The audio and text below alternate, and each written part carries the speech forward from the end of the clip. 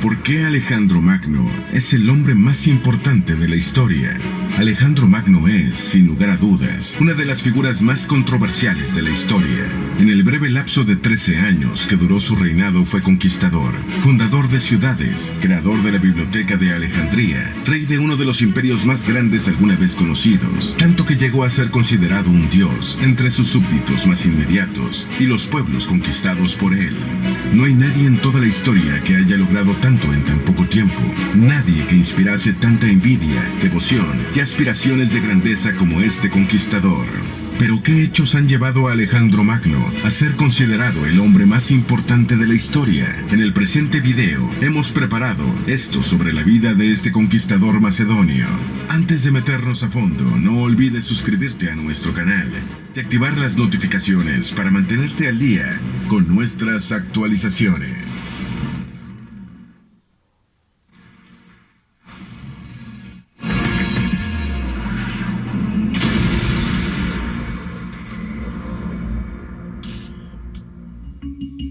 Número 1. Fue de estirpe monarca.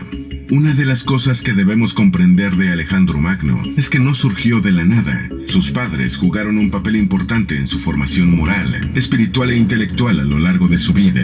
Fue hijo de Filipo II y de Olimpia, quien fue princesa del reino de Epiro. Filipo II fue un político y militar estratega que se convirtió en rey de Macedonia en torno al año 359 a.C.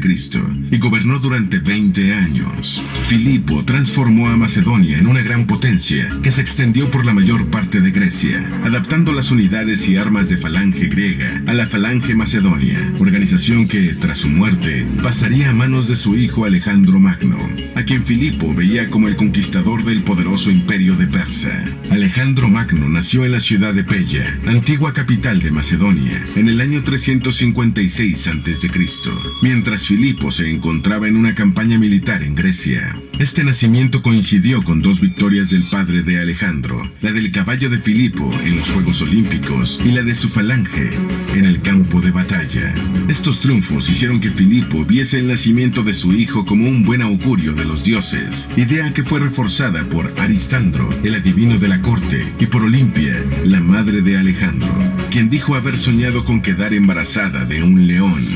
Filipo recibió educación militar y fue el principal instructor de su hijo en política y estrategias militares, materias en las que Alejandro demostraría ser un gran alumno. De hecho, cuando Filipo estaba ausente debido a un viaje que hizo a Bizancio, Alejandro defendió a su reino de los Maedi, una tribu de tracios del norte de Grecia que aprovechó la ausencia de Filipo II para rebelarse contra el dominio macedonio. Alejandro venció a los Maedi con el apoyo de las falanges macedonias y terminó conquistando la ciudad capital de esa tribu y la renombró Alejandrópolis. Número 2. Estuvo vinculado con personajes de la mitología griega. Alejandro tuvo lazos sanguíneos con Aquiles, gracias a que Olimpia fue descendiente del semidios griego, esto según Neoptólemo, padre de Olimpia. Además, la madre de Alejandro sostenía que su hijo había sido engendrado por Zeus, el dios olímpico. Esta afirmación que se arraigó en el colectivo debido a la creencia de que el dios descendía del Olimpo, transfigurado en animal para tener relaciones sexuales con las más hermosas mujeres. Estas dos asociaciones hicieron que Alejandro se viera a sí mismo como un héroe y como una deidad. Los griegos lo concibieron como su héroe y libertador. Y hay que recordar la incidencia que los griegos tuvieron en la cultura mundial. Eso explicaría qué ha hecho a Alejandro un hombre de trascendencia histórica. Número 3. Fue instruido por grandes filósofos. Mientras que su padre vivía, se aseguró de que Alejandro tuviese la mejor educación posible. Fue por este motivo que contrató a varios filósofos para que lo educaran de acuerdo con su posición social. Uno de sus primeros mentores fue Leónidas, un muy estricto maestro macedonio, que solía impartir clases a los hijos de los nobles en materias de filosofía y deportes. dos materias muy valoradas en la antigüedad, dado que la primera servía para promover el pensamiento estratégico, mientras que la segunda contribuía a aumentar la resistencia física. Y Alejandro Magno pasó a la historia por ser un estratega y por la resistencia que siempre mostró en combate. Otro de sus maestros más conocidos fue Lisímaco, un filósofo que impartía lecciones de literatura y filosofía, y quien promovió a Alejandro Magno la lectura y memorización de las obras de Heródoto, Píndaro y Homero. Estos autores reforzaron la autopercepción de Alejandro como héroe legendario al identificarlo con Aquiles en sus lecciones. Y, finalmente, entre los 13 y los 16 años, Alejandro tuvo como maestro a Aristóteles, quien le enseñó filosofía, literatura, ciencia, naturalismo y geografía. Esta última asignatura despertó su interés por conocer otros territorios lejanos, que a la larga acabaría conquistando. Su vínculo con Aristóteles y lo que éste le enseñó ya explican por qué Alejandro es uno de los hombres más importantes de la historia. Número 4. Siendo un niño, demostró coraje e inteligencia a ser el único que pudo domar a su caballo Bucéfalo. Una de las anécdotas más conocidas sobre la niñez de este conquistador es la de Bucéfalo. De acuerdo con Plutarco, cuando Alejandro aún era niño, su padre trajo a los establos un enorme caballo salvaje llamado Bucéfalo, al que nadie conseguía montar o domar. Decenas de jinetes expertos fueron derribados por Bucéfalo.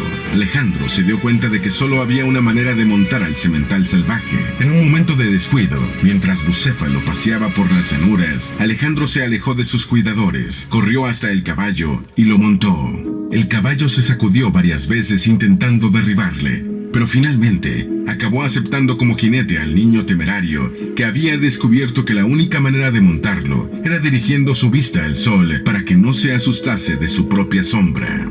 Este hecho hizo que Alejandro trascendiera en la historia, porque ya mostraba temple e inteligencia desde muy niño. Luego de que domase a Bucéfalo, su padre le dijo que Macedonia no era un reino lo suficientemente grande para él y que debía ir en búsqueda de otro reino. Algunos historiadores antiguos, como Calístenes, señalan que Alejandro participó en su adolescencia en las carreras de carros de los Juegos Olímpicos y en ellos obtuvo grandes victorias gracias a Bucéfalo. Número 5. Aniquiló sin vacilar a sus enemigos. Otro aspecto de Alejandro Magno, muy común en los reyes de su época, era su ambición, lo que le llevó a tener poco respeto por los lazos de sangre. Luego de que su padre Filipo fuese asesinado por uno de sus guardaespaldas, alrededor del año 336 a.C., se vio obligado a tomar una serie de decisiones para defender su ascenso al trono. La primera de esas decisiones fue la ejecución de Pausanias, el asesino de su padre, sin que se mediase juicio alguno para evitar que se le acusara a él o a su madre como posibles instigadores del crimen. Su segunda decisión fue ordenar el asesinato de sus hermanos mayores, Carano y Arrideo, para que no le disputasen el derecho al trono, dejando únicamente con vida a Filipo III Arrideo, que no era una amenaza debido a su retardo mental y a su condición de bastardo. Luego detuvo una rebelión en Tebas, cuyos cabecillas buscaban independizarse tras la muerte de Filipo, y finalmente retomó los planes de campaña de su padre para conquistar Persia. Número 6. Nunca fue derrotado en el campo de batalla. A nivel militar, Alejandro Magno fue un excelente estratega y combatiente. Siempre fue temerario, pues solía ir al frente de batalla, cuando lo habitual era quedarse en la retaguardia. Tomaba la iniciativa a la hora de atacar, sabía usar el factor sorpresa a su favor y se adaptaba a las cambiantes circunstancias del campo de batalla. Entre sus combates más resaltantes tenemos la batalla de Granicus. Esta batalla tuvo lugar en el año 334 a.C., al inicio de su campaña para conquistar Persia. Alejandro no conocía bien el terreno, contaba solo con unos 2.700 jinetes, unos 16.300 soldados de infantería y apenas tenía alimentos para unos 30 días. No obstante, apeló al factor sorpresa cruzando el río Granicus con sus tropas en horas de la madrugada. Antes de que los gobernadores y generales locales pudiesen organizar bien a sus jinetes, fuertes para hacer frente a la caballería macedonia, que arrasó con una buena parte de sus soldados. De acuerdo con los escritos de Calístenes y Ptolomeo I, las pérdidas de Alejandro en esta primera batalla contra los persas se encontraban en torno a 115 muertos, mientras que las de sus enemigos se encontraban en torno a los 7.500 muertos. Batalla de Isos. La segunda gran batalla de Alejandro Magno para conquistar Persia tuvo lugar en el Golfo Isos, situado en Turquía. Los números estaban nuevamente en contra de Alejandro en esa batalla. Darío, su oponente, tenía cerca de 100.000 soldados persas para hacer frente a 40.000 soldados macedonios. Sin embargo, Darío había elegido mal el campo de batalla, ya que no podía desplazar grandes masas de infantería rápidamente por el estrecho donde se encontraban las tropas de Alejandro. Este aprovechó la dificultad del enemigo y envió varias unidades de su caballería desde el centro al flanco derecho de Darío, lo que forzó a que el ejército de este se dispersase, tal y como había ocurrido en la batalla de Granicus. Darío huyó del lugar. Se estima que Alejandro perdió cerca de 7.000 hombres, mientras que Darío perdió cerca de 20.000 hombres en esta batalla. Batalla de Gaugamela. Cuando Alejandro estaba en Antioquía en el año 331 a.C., se enteró de que Darío estaba en la ciudad Arbelas y decidió ir a capturarlo. En los 2 años transcurridos tras su derrota, Darío había reclutado un nuevo ejército conformado por cerca de 250.000 soldados, con el que esperaba derrotar a las fuerzas de Alejandro en las llanuras de Gaugamela. Tal y como pasó la vez anterior, las tropas de Alejandro hicieron el primer movimiento, se desplazaron hacia el ala izquierda persa, en lugar de avanzar directamente hacia el centro, colocándose fuera del alcance de las armas de los persas. La caballería de Alejandro logró abrir una brecha ante la caballería de Darío, propiciando que éste abandonase a sus hombres en el campo de batalla por segunda y última vez. El recuento de muertos en esta batalla se estima que fue de 500 para el bando de Alejandro y 40.000 para el ejército de Darío, que quedó muy desmoralizado por la cobardía de su rey, quien finalmente acabaría asesinado por uno de sus sátrapas al año siguiente, mientras intentaba reclutar un nuevo ejército. Número 7. Conquistó Tiro. Aunque rodear una ciudad para matarla de hambre era una estrategia de asedio relativamente común en la antigüedad, el empleo de máquinas de asedio no lo era. La idea de crear máquinas capaces de romper las murallas fortificadas de una ciudad fue una táctica que Alejandro Magno aprendió de su padre Filipo II durante su juventud. El uso de este recurso fue lo más destacado durante su asedio a Tiro, una ciudad considerada inexpugnable y que ya estaba situada en el Líbano en el año 332 a.C. La ciudad de Tiro había sobrevivido al asedio del rey Nabucodonosor II de Babilonia durante 13 años y a cientos de intentos de invasión por parte de sus vecinos por varios siglos. Sin embargo, eso no detuvo a Alejandro, quien le ordenó a sus hombres que se cubriesen con grandes capas de pieles de animales para protegerse de las flechas, mientras construían una enorme calzada a través del puerto para que facilitase el desplazamiento de las torres de asedio que tenía desarmadas en sus barcos. Cuando los tirios se dieron cuenta de la estrategia, comenzaron a arrojar piedras al agua para hacerlos retroceder, mientras los macedonios armaban las torres de asedio que colocaron en los muros de la ciudad, logrando conquistarla en tan solo 6 meses. Un verdadero récord si tomas en cuenta que los asedios en la antigüedad podían durar varias décadas. Este hecho ha quedado registrado como la conquista más difícil de Alejandro Magno y ayudó a convertirlo en el hombre más importante de la historia. Número 8. Fue el primer monarca universal. Alejandro Magno fue el primer monarca en conquistar territorios en 3 continentes: Europa, África y Asia. En Europa controló Macedonia, Grecia y Tracia, mientras que en África conquistó Egipto y la Cirenaica, actual Libia. Por último, en Asia controló desde la Jonia helena, considerada la Grecia de Asia, hasta Punjab, en la India. Esto representa la mitad del continente, así que fue el primero en unir Occidente y Oriente en un solo imperio. Número 9. Fundó 70 ciudades y 50 de ellas llevaron su nombre. A lo largo de su vida, Alejandro fundó alrededor de 70 ciudades, de las que al menos 50 llevaban su nombre. La primera de ellas fue Alejandría ad Isum, que se ubicaba entre Turquía y Siria. Otra ciudad que destacó fue Alejandría Bucéfala. El nombre de esta ciudad también hace honor a Bucéfalo, su caballo favorito, el cual murió en la batalla de Hidaspes, que ocurrió en el año 326 a.C. Pero la más famosa de todas fue Alejandría de Egipto, fundada en el año 332 a.C.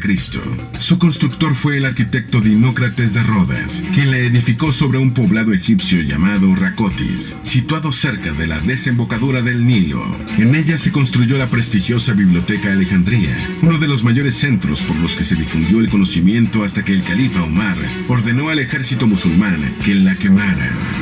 A pesar de la destrucción de la biblioteca, hoy sigue siendo un sitio de referencia del saber que ha contribuido a que Alejandro Magno se convierta en el hombre más importante de la historia. Número 10. Fue el primer rey occidental momificado en Egipto. Alejandro Magno murió a los 32 años el 11 de junio del año 323 a.C. en el palacio de Nabucodonosor II de Babilonia. Al igual que ocurrió con su padre, no se tiene del todo claro las circunstancias de su fallecimiento. Algunas fuentes indican que murió de la fiebre del Nilo, otras de una malaria contraída durante sus viajes por la India, mientras que otras apuntan a que fue envenenado por los hijos del general Antípatro, Casandro y Iolas, siendo este último copero de Alejandro.